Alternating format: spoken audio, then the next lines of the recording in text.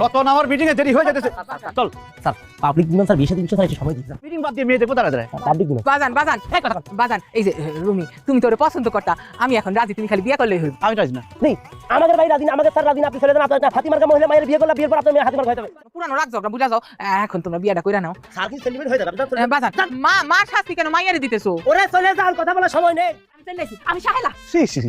আমি কি আপনারা বিয়ে করবো হ্যাঁ আপনার বয়সে আমার একটা খালা আছে তাকে আমি মায়ের মতো দেখি আর আপনি চলে আসছেন আমাকে বিয়ে করতে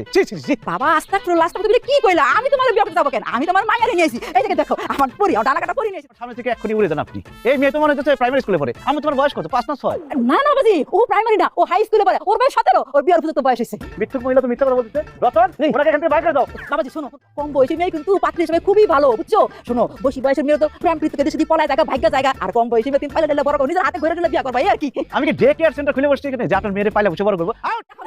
পরীক্ষা করে চলে যান আমার মেয়ে খুব সুন্দরী আপনার মেয়েকে দেখে বুঝে যাচ্ছে আপনার মেয়ে খুব সুন্দরী কিন্তু আমার তো মনে হইতেছে সে হাই স্কুলে পড়ে এখনো বিয়ের বয়স হয়নি এই মেয়ের বিয়ে করলে বাল্য বিবাহ করা দেয় আমাদের জেল খাটতে হবে জান এখান থেকে যান চলে যান আমার মেয়ে ভার্সিটিতে পড়ে আমার পছন্দ হয়নি আউট চলে যান সুন্দর করে তারপর আইছেন তাছাড়া আমি আপনারও বিয়ে করবো না আউট দাদা আমি আমার লেগে আইছি না আমি আমার মাইয়া ফটো লই আইছি আপনি দেখলে যদি পছন্দ হয় তাহলে তার আমি লই আই এতগুলো মেয়ে তাও পছন্দ হয়নি আর আপনি ছবি নিয়ে আসছেন সামনে থেকে এই মিটিং এ দেরি হয়ে যাচ্ছে